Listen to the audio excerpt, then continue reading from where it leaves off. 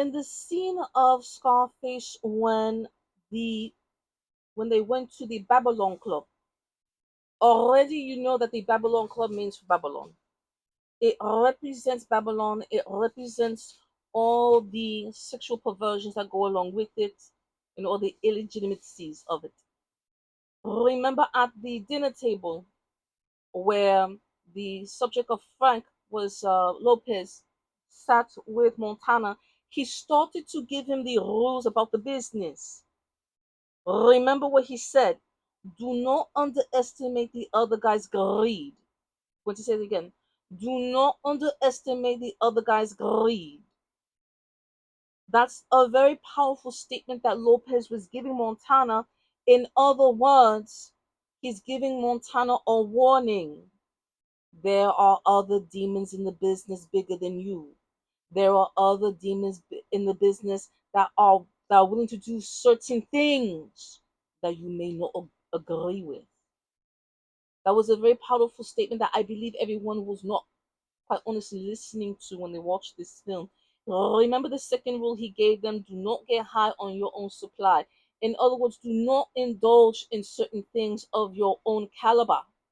If you are in an illegitimate business, you will have to practice far more self discipline than perhaps others. I'm not giving compliance to the business, of course not.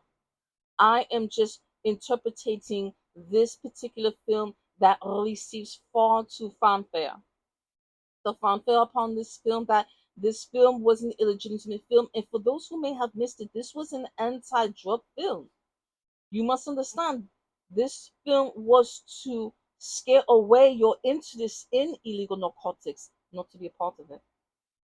In the film, you will also know at the Babylon Club there was many mirrors in the front, in the back, even all around, and there were statues.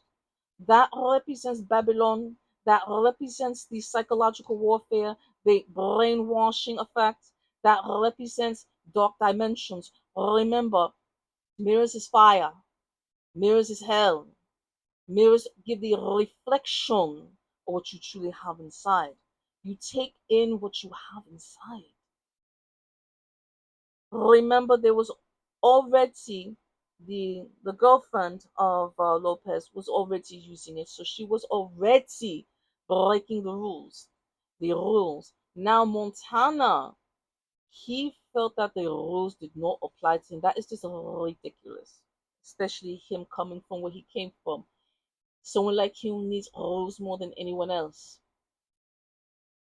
The part in the scene where he was headed back home with his friend Manny, he said he wanted the world.